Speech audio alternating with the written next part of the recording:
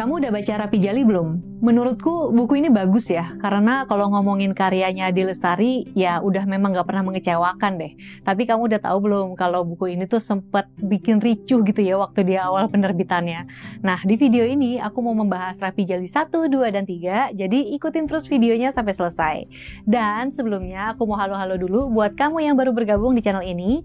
Aku Peti, di sini aku suka merekomendasikan buku-buku fiksi dan juga non-fiksi. Jadi kalau misalnya kamu suka baca buku, jangan lupa subscribe channel YouTube Potluck Podcast Kolektif dan follow juga di Instagram @potluckpodcast. Nah, awal 2021 lalu mungkin jadi waktu yang paling ditunggu-tunggu ya sama penggemar Adi Lestari, alias Ibu Suri nih kalau panggilan para fansnya. Soalnya kan Mbak Di ini terakhir nerbitin buku tuh tahun 2018 ya, itu buku yang judulnya Aroma Karsa. Nah, waktu Februari 2021 kemarin, Mbak Di ini kembali merilis buku yang judulnya Rapi Jali, dan katanya naskahnya ini tuh udah mengendap selama 27 tahun. Bayangin dong gimana kita makin dibikin penasaran kan sama bukunya. Kalau aku sendiri baca buku Rapi Jali yang ke-1 dan ke-2 ini waktu itu tuh versi e-booknya ya, jadi aku baca lewat aplikasi Storyal. Dan yang menyenangkan nih di aplikasi Storyal itu Mbak Di juga sempat bikin versi audiobooknya yang dibacain sama Mbak Dinya sendiri. Waktu itu cuma bab-bab awal ya, kalau nggak salah bab 1 dan bab 2 atau mungkin bab 1 doang gitu. Sayang banget memang cuma di awal, karena kalau keseluruhan juga aku mau banget sih dengerin.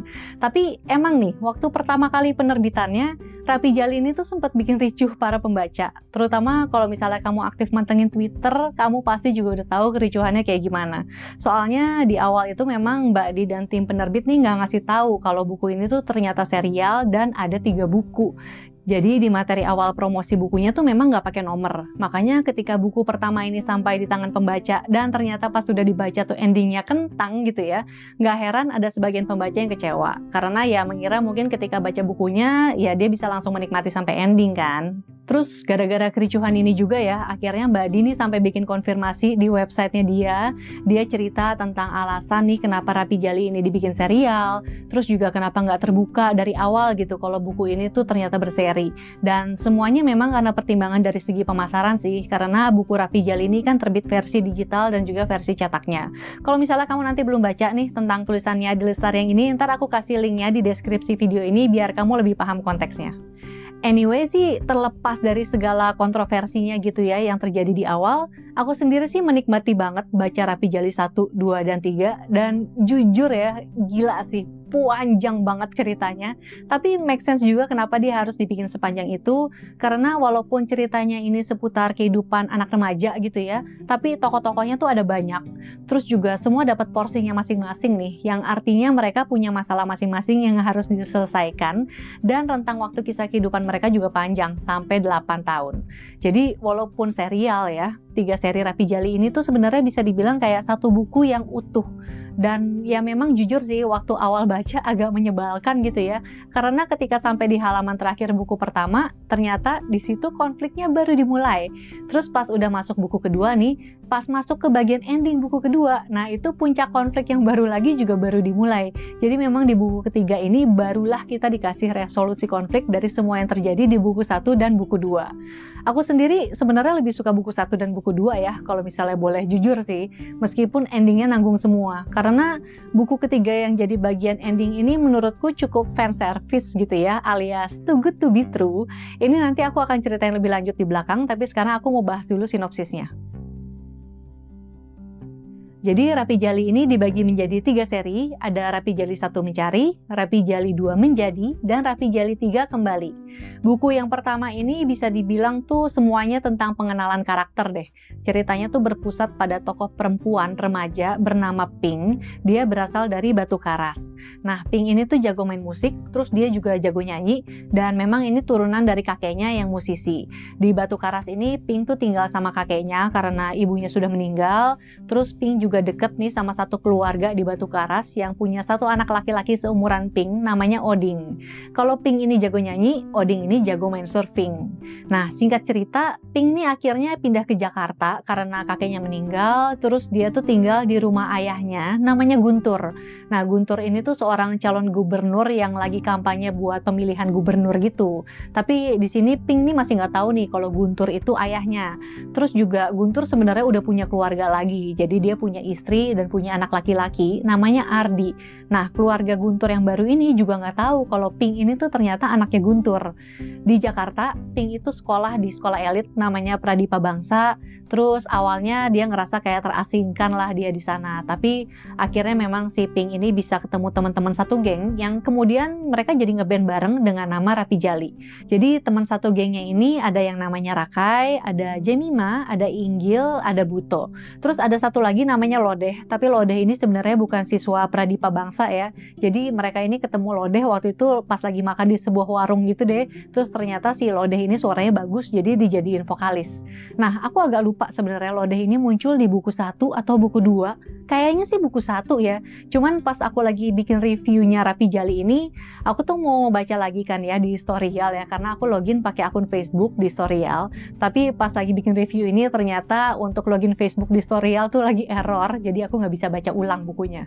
Anyway, buku 1 ini ditutup dengan endingnya Ardi nih, kakaknya Pink ya, kakak tiri lah ya bisa dibilang, tahu gitu kalau Pink tuh ternyata anaknya Guntur. Dan disinilah konfliknya itu baru bergulir.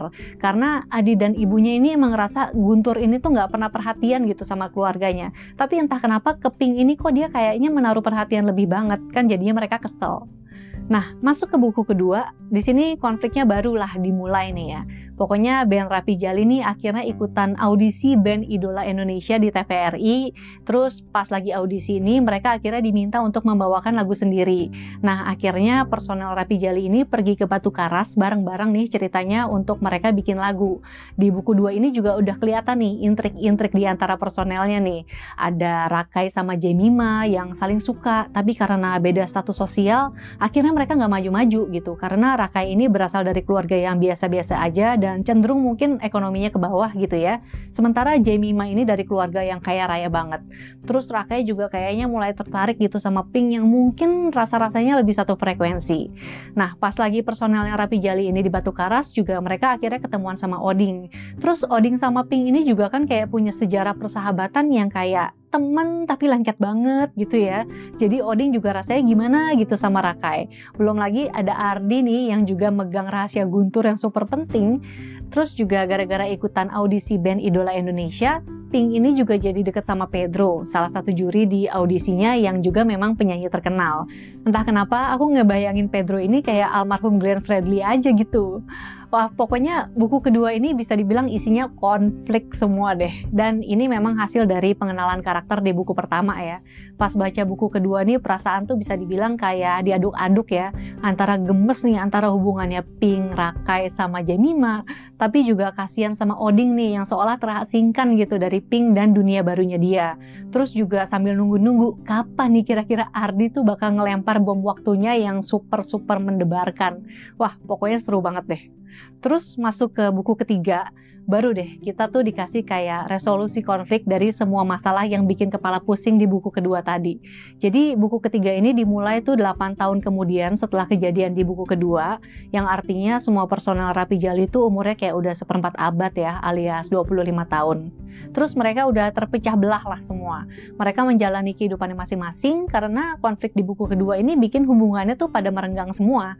Jadi Pink ini bekerja di bawah manajemennya Pedro, terus dia juga deket sama Pedro secara personal. Terus kalau Rakai udah nggak bermusik lagi, dia kerja di perusahaan trader sama Inggil. Kalau Buto jadi pengacara, Oding udah jadi server ternama, Jemima kerja di Amerika, dan Lodeh bersolo karir. Tapi tentunya ya, semua personel Rapi Jali ini tuh memang merasakan kerinduan gitu untuk kembali bersama. Makanya namanya Rapi Jali 3 kembali. Cuman karena semua punya masalah yang masing-masing gitu ya, makanya di buku ketiga ini mereka tuh kayak harus mengurai masalah hidupnya dulu nih satu persatu. Terus seperti yang tadi aku bilang di awal, menurutku ending di buku ini tuh too good to be true banget. Jadi kalau misalnya boleh bandingin sama film gitu ya, ini tuh kayak film Hollywood banget gitu loh, yang endingnya tuh semua indah pada waktunya, dan waktunya itu tepat semua.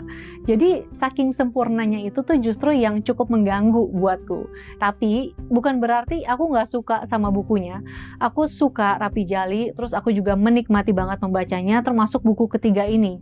Walaupun bukunya tuh tebal banget ya, aku lupa sih 700-800 halaman gitu ya. Tapi bacanya nggak berasa banget sih karena memang page turner banget. Jadi caranya di Lestari menulis itu ya udah nggak perlu diragukan lagi lah. Nah, yang aku suka dari bagian ketiga ini sebenarnya perihal berdamai dengan masa lalu ya. Jadi di sini kan memang digambarin semua personelnya itu kayak punya masalah masing-masing. Terus mereka nih melakukan perjalanan ke dalam diri untuk menyelesaikan masalahnya itu. Yang paling kerasa nih soal berdamai dengan masa lalu udah pasti Pink, karena di buku ketiga ini Pink tuh digambarin satu-satunya personel Rapi Jali yang paling hilang kontak dari semuanya. Dia pokoknya asik sendiri aja sama dunia barunya sebagai penyanyi di manajemennya Pedro. Tapi dia sebenarnya punya masalah internal yang bikin akhirnya dia tuh nggak bisa perform dengan maksimal setiap kali dia manggung. Terus akhirnya dia diminta untuk datang ke psikolog. Terus ya emang masalah internal ini balik lagi karena dia punya pengalaman pahit gitu ya di masa lalu yang ada hubungannya sama Rapi Jali. Tadinya mungkin dia pikir dia bisa nyelesain aja gitu tanpa harus dia berhadapan. Jadi kayak udahlah move on aja, lari aja. Tapi ternyata enggak, karena ada gravitasi yang menarik dia untuk akhirnya menyelesaikan. Nah, aku rasa nih yang dialami Pink ini mungkin banyak juga dari kita yang mengalami ya. Mungkin ada pengalaman masa lalu yang kurang baik, terus instead of kita menerima gitu ya, kita memilih untuk melarikan diri atau ya pura-pura lupa aja deh. Tapi sebenarnya mau coba dilupain atau kita lari gimana juga kan dia tetap ada di sana ya, karena dia ya bagian dari pikiran kita, bagian dari hidup kita gitu. Jadi memang gak ada cara yang lebih baik selain ya menerima dia sebagai bagian dari kita. Terus satu hal lagi nih yang paling berkesan dari Rapi Jali, menurutku sih belajar bahasa Sunda ya. Karena percakapannya Pink dan Oding di dalam buku ini tuh semuanya pakai bahasa Sunda. Ada terjemahannya di footnote gitu, jadi seru banget sekalian belajar gitu ya. Terus kan sebenarnya nyokap kan sebenarnya orang Sukabumi gitu ya, jadi aku cukup familiar gitu dengerin dia kalau ngomong suka ada selisipan bahasa Sunda, tapi mungkin paling kayak cuman 4-5 patah kata aja. Dan satu kata yang paling aku ingat gitu ya, satu kata dalam bahasa Sunda itu adalah cenah. Yang dari dulu aku kira cenah ini tuh ditulisnya ceunah gitu pakai u di tengah, tapi ternyata setelah baca Rapi Jali nggak pakai u, gengs. Penting nggak sih? Ya menurutku sih lumayan penting ya. Orang soleh solihun aja nih yang orang Sunda juga baru tahu kalau cenah tuh ditulisnya nggak pakai u di tengah setelah dia baca Rapi Jali. Nah, kalau misalnya kamu tertarik baca Rapi Jali 1, 2, dan 3, versi cetaknya ini diterbitkan sama Bentang Pustaka. Oke, sekian dulu video kali ini. Terima kasih sudah menonton. Kalau misalnya kamu suka dengan videonya, boleh di like. Kalau tidak suka, di dislike juga tidak apa-apa. Tapi kalau kamu merasa video ini bermanfaat, share videonya ke media sosial biar teman-teman kamu yang membutuhkan juga bisa menonton. Dan jangan lupa subscribe channel YouTube Potluck Podcast Kolektif. Tekan tombol lonceng notifikasi biar kamu gak ketinggalan kalau ada video terbaru. Dan follow juga di Instagram @potluckpodcast. Sampai jumpa lagi. Dadah!